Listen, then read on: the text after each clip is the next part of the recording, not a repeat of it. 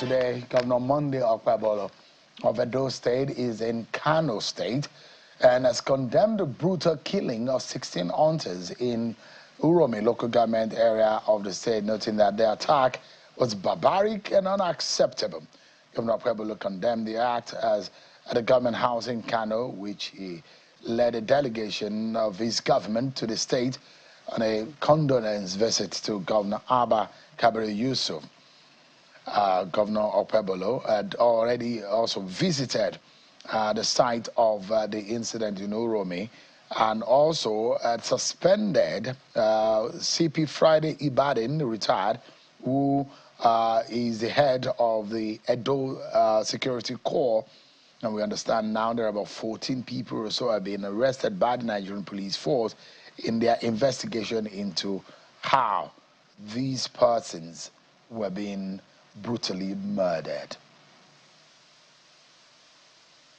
Let's get some insight into the implications of this. There are those who are afraid that there might be reprisals. In fact, there are local intelligence to the fact that there are now gatherings of group of people who are planning reprisals, but the police and other security agents are trying to, avert a possible reprisal. But there are those thoughts in people's mind on the different questions. Where were they coming from? How did they get through that route? Is that the right route to their destination? The security, past historical security situation in that area, kidnapping, killings that have been seen, banditry, and that have been complained by locals in that area. That's a very popular area in Edo State. I'm being joined tonight by security expert and a consultant in security for Channels Television, of course, the managing director of Beacon Security Intelligence Limited, Dr. Kabir Adam, is live for us here in our studio. Thank you so much, Dr. Adam, for joining us tonight on the program. My pleasure. This it brings to mind a lot of issues.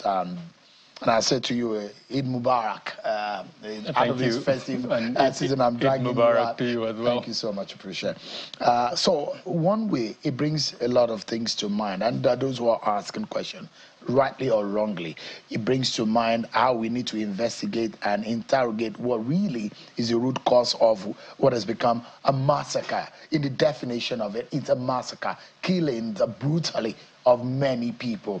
But to de-escalate the situation, we like not to call it a massacre on television, just because we know how people are feeling, the emotions that are really getting out of. But from you, I understand that you have an idea of what that terrain is. Perhaps some of the little intelligence that have come up, the investigation that have come up, how would you assess the situation summarily in the first instance? It's a reflection of the deterioration of public security in the country. It happened on a major highway where you would expect public security would be at a level where issues like this would not be allowed to take place. Tempers were quite high. Just before the incident, there were instances where several officials of the Edo State government at both the state and national level had complained about attacks by so-called armed herders. I have an issue with the labeling of that challenge as well. Perhaps in the course of the conversation we can talk about that. So clearly there was a lot of tension within the state regarding the activities of threat elements, tagged armed herders. From what we know, these travelers came from Rivers State. Purportedly, they went to hunt. From Kano State, went there, and then were on their way back home to celebrate the Eid al-Fitr celebrations with their family. And of course, they were stopped, purportedly, after intelligence was received that there were kidnappers moving on that area. And I think from what we heard, the driver of the vehicle, which incidentally is a Dangote vehicle, so a registered vehicle, logoed, the driver was arrested, one other person too, were now handed over to the Public Security Department, purportedly the police. However, the travelers who included these hunters were the ones that we don't know what happened after that. One variation of the story said there was an argument between the two sides, and one of the hunters, brought out his knife and then attacked one of the vigilante members, and then the rest is history. At the end of the day, 16 of them were incinerated. Now, I want to emphasize one point that hasn't really come out from all of this incident, which is the use of fire to kill an individual from the Islamic point of view. Most persons who are not Muslims may not understand why people from Kano, and Muslims in particular, would be angered to the extent that they are angry about the situation. It's because using fire to kill is something that Islamically is completely disallowed. And so when the images of the incineration of these individuals became public, of course it was viral on social media, it incensed people to that extent. And of course the result is people got angry, and like you rightly said, there was an attempt at reprisal attack. But I must at this stage commend several individuals, starting from the governor of Edo State, Monday Kwebelo. I think he has done quite well. He quickly returned to the state, visited the scene of the incident, instituted a committee, and from the preliminary report of that committee, he has already taken certain actions, including the suspension of the police personnel who was responsible for that particular vigilante, and the banning of what he has termed as illegal vigilante groups. Let's remember that Edo State is actually a state in transition. Post the election, and this is significant, Sheun, he dismantled the security architecture that he inherited from his predecessor. Now he is trying to create another security architecture, and the process is still in place. So definitely there are gaps, and those gaps perhaps are a reflection of what we saw happening on March 28 last week. It's also a reflection of the hate messaging that has permeated the Nigerian public space. Distrust has reached an extent that is almost palpable. Distrust in public security, where most communities do not have confidence that when they arrest persons and hand over to public security, that aspect, that arm of public security will deal with them judiciously. The other component is the proliferation of vigilante groups across the country. Now, that proliferation has happened without the right framework for ensuring that there is accountability, for ensuring proper training, for ensuring rules of engagement, and for them to understand that they only have the power to perhaps detain and in certain instances arrest, but they do not have the power to judge over the person that they have arrested, which is the extrajudicial killing that we saw in Edo State on March 28. The good thing is, I think all arms of government have moved almost speedily. Like I said, the Edo State governor, he deserves commendation. The president, too, has acted in that regard. Kano State governor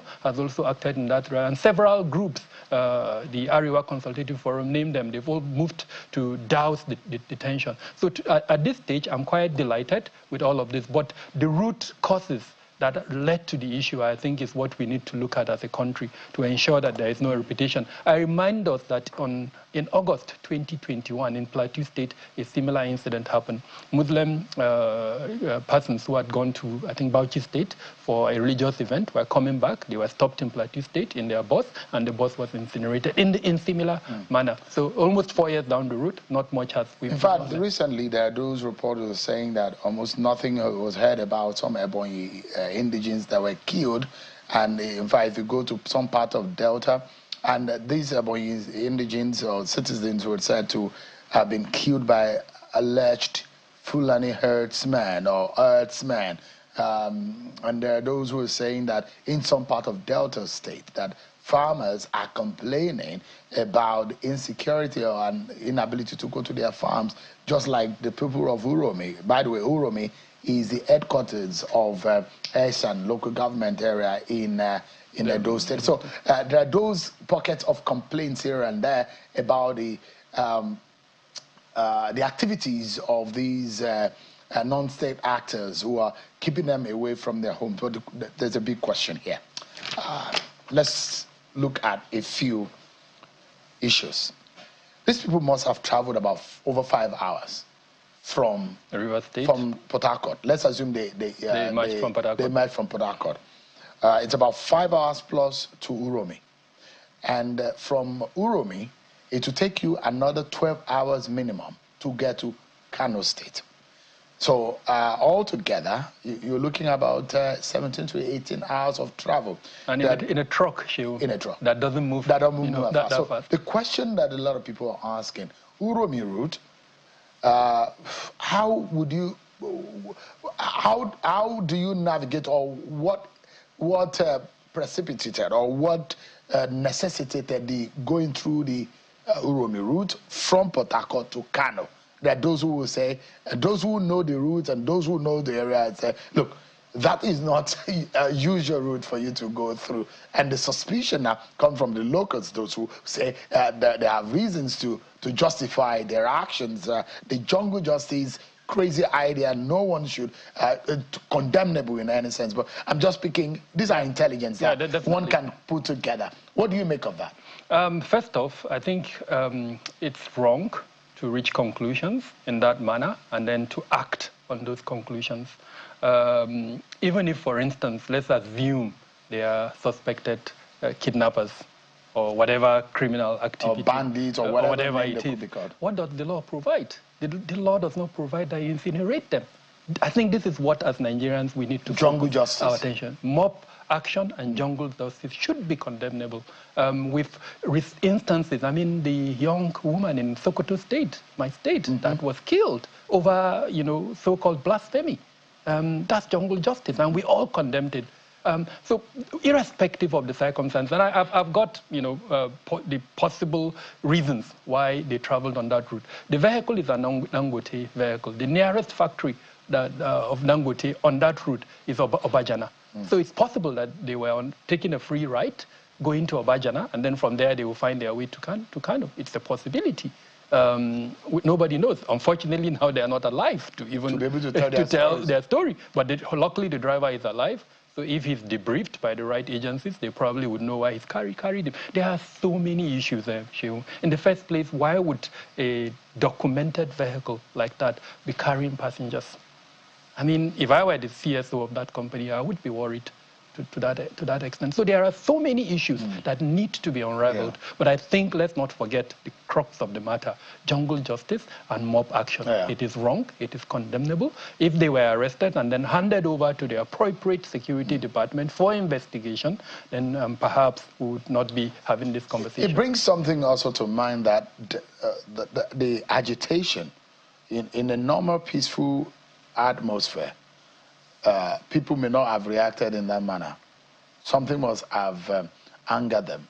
Perhaps those who say Uromi, as the headquarters of Eastern North local government area, has seen a lot of these activities of these bandits, and that's why they were outraged. No reasons should ever be given for this kind of despicable act of taking laws into one's hand. But the question again is the insecurity that they have mentioned as a reason. I started by admitting that public security has depreciated in Nigeria to a point that is worrisome. And yes, there are instances of several attacks in Edo State and surrounding areas, and purportedly by so-called armed Hada militias, or some would even use the word that I really don't like, which is the so-called Fulani armed men. Now, irrespective of who the perpetrator of that attack is, the responsibility of arresting that person lies with our public security departments. And so I think we need to refocus the attention on those public security departments. Why is it difficult to arrest, identify, and arrest the perpetrators of this act? Police say they've arrested about 14. Post the incident. Yeah. My point is, it's been going on, and amazingly, in the National Assembly, we have video clips of senators standing in the chambers, the hollowed chambers of the National Assembly, recounting and even moving for motions to ensure that the perpetrators of those incidents are arrested, but they were never arrested. And that led to the hatred that I would say, led to what happened on March 28. So yes, clearly there is an unidentified and perhaps even unaddressed issue, which is the deterioration of public security that is now driving people to self-help. And we must, as a country, be worried about that, because at the end of the day, if profiling and stigmatization is leading to what we saw on March 28, then a lot of us would not be safe. If I'm traveling, as an example, and I look Fulani, and somebody decides to stop me and think I'm a bandit, and then the next thing he incinerates me, what has this country turned to? Or the North now becomes angry and then decides to also target and attack individuals on the basis of their profile or ethnicity. Where are we?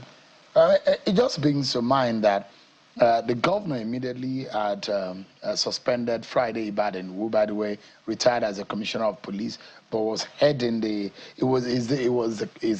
commander of the Edo Security Corps, and the governor has also disbanded all local vigilance group. And the reason why all these vigilance groups had come up in the first place is because of the insecurity. And in fact, go to every estate in Lagos, in Abuja, estates have developed their own vigilance and security. We have individuals in Niger Delta that have their own security. Even for some reasons, Nigeria has employed private security to even guard its own pipelines. Exactly. So, and how did we get here? Can we solve our problems? I mean, there are those who had applauded the governor because he had moved to site. It's gone to Esso Northeast local government area, precisely Uromi, in the center of where the incident happened, spoken to people. He has gone to Kano State.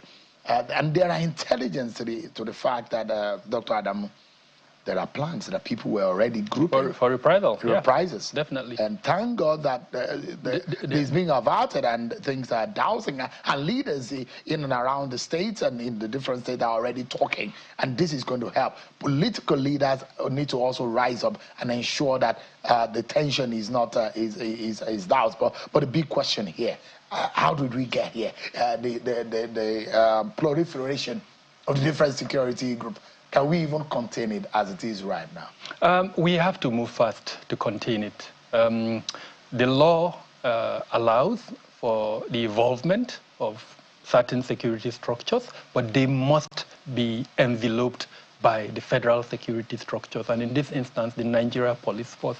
So I put a lot of the responsibility on the Nigerian Police Force.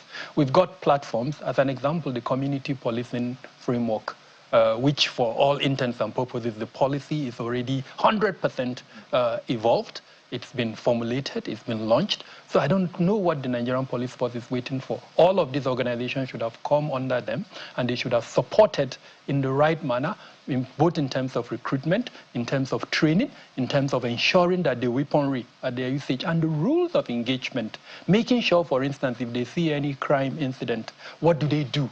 Where does their power start? Where does the power end? Who are they supposed to call? In this instance, we're told that calls were made, but then more than almost 30, 45 minutes into the incident, nobody responded to that extent. So yes, we need to address that issue. Now, that is where the National Assembly comes in. I think as a country, we need to discuss with the speed of lightning, Sheung, the issue of decentralization of security in Nigeria. We're discussing decentralization of policing, but that is just one component. We need to discuss the decentralization of security in Nigeria. At the moment, it remains a federal issue. No law has been changed to allow the decentralization, but the reality is that the decentralization has already happened. So the National Assembly needs to wake up to its call, ensure that we have the appropriate legal systems, appropriate laws that would allow for the creation of this state level and community level institutions. Interestingly, we're about to achieve the autonomy of local governments. And I'm almost certain, 100%, that they will also come into this fray. They would want to play a role in security. We've not guided them to that extent. So the challenge is huge, but we're not addressing the challenge. I want to actually put you to a task based on what you have said. And I imagine that when we are in a confused, because I say our security situation in the country is in a confused state. Interestingly, the president had promised in his campaign that he's going to get more boots on the ground. And we've not seen so much of that promise coming to light. And I'm appalled a lot of the times when I see 3-4 people with arms and ammunition guarding one person, when we have real insecurity situation in the interiors of this country, in the borders of this country. I think it's insensible for us as a nation, as a people, when you have 3, 4, 5 people guarding one person and carrying arms and carrying their handbags and all about the places where we really need, in a theater of insecurity or security as the case may be, we really need people, but then they are doing other things that are less important. And I imagine that sometimes, if you go to other crimes, the reason why people don't commit crime is because they know they will be caught. As simple as that. So I think that we need to, deterrence. I think we need to backtrack and build our infrastructure to as a deterrence infrastructure, to say, what can we do to make sure that people think that, because when you get into some facility, they will tell you this place is monitored by CCTV. So instantly you know that you might be caught. Your face is being seen. That deterrence, how can we build an infrastructure such that people know that if you commit the crime, no matter what you do, in some parts of the United States and the UK, you cannot in public place commit crime and go scot-free because you will be caught. Shehu, in simple terms, and I know this may sound ironic, but let the president implement the contents of the Renewed Hope agenda. The 8 elements. He has all the solution in it, He's right? got it. So why is it not implemented? Is it difficult to implement? I think the persons he's appointed, for certain reasons, are being more political than technical. To answer your question as an example, national identification, it's one of the core elements of that Renewed Hope agenda. And true to his word, he moved NIMSI from the presidency to the Ministry of Interior, and we applauded him for that. And today, we've moved up to about 100 million plus persons. So how do we move from that 100 million to a 200 million to ensure, especially target communities where we know crime is emerging from? We need a sociological study to identify those target communities. I don't want to be specific in this regard so that I don't detain and I'm being accusing others of let me also do it. There are certain groups within the country that we know, for instance, threat elements are emerging from, and incidentally have not been captured under our national identity system. So how do we make sure that those persons are captured in a manner that sounds as if we did it yesterday, not that we're going to do it tomorrow?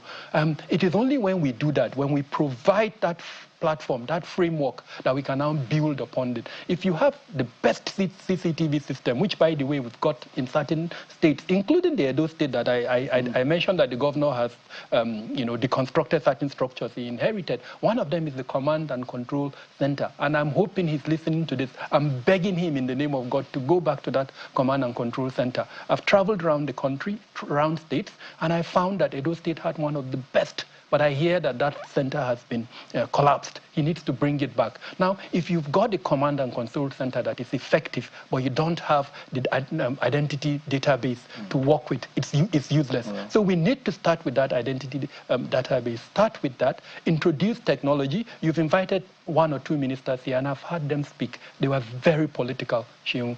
They know the truth, but they are playing with Nigerians. Let them move and implement the content of that document. That document, as an expert, I applauded it, and I will continue to applaud it. Hopefully, 4 years down the road or 2 years from now, we're going to look back and assess the president on the basis of that document. I do think that if the president is looking for the best opportunity to move into action or the swift into action, I think this is a very good opportunity. Honestly. And guess what? It sounds simplistic, but some of the local security that you find in the US, in the space of 3-5 minutes, you see those guys in the sheriffs, you see them in their vehicle. Let a crime happen, you will see how they move on the ground. In another few minutes, if it's a federal related crime, you see the FBI on the ground. You see the state security on the ground, the layers upon layers. And when the autonomy of the local government, which is applauded by anyways, and I think every local government in the space of a few meters can also equip police such that they can move We do not even have an emergency call number. One state has it, Lagos State. Lagos State. So perhaps if for those who are interested and are listening to this, go and study what Lagos State is doing. Even Enugu has created a command and control center that is even affordable. in some of the local government areas. The FCT, I understand that they are creating something like that. I'm worried about what the FCT is doing, honestly. I understand that they were creating something like that. They need to understand it's not about the creation. It's about making sure that the framework is right. It supports what they are creating. And frankly, from what I'm hearing, it may not happen. Let me give you an example. 199 or 122. You don't create a center and then you have 11 digits. Number. No, who is going to make it? Exactly. 911, anybody calls it. Exactly. Even a child in primary school can memorize that. But when you have 11 digits. And we understand that the fire service has the power of law, the force of law to be able to act in emergency. They have been trained for emergency, health, and disaster, and crime. But unfortunately, we have the laws, we have the brains. Politics is interfering with a lot of things, and I think we need to come back to reality and look at ourselves in the mirror and tell ourselves that this is our country and we must address these issues. The National Assembly needs to wake up, address the existing laws, and make sure they provide us with the right... If there is a trigger that is needed to take the right action, President Tinubu, you may be watching tonight. I think you've got the right trigger in this particular situation. One in the south, linking the north, the situation that could have caused mayhem in those two states and reprisals. But this is another opportunity for you, President Tinubu, to take decisive action on some of what Dr. Adamu says is a fantastic document that you have. But a document is useless when it's not implemented. Thank you so much. My pleasure. Thank you for having me. I appreciate it.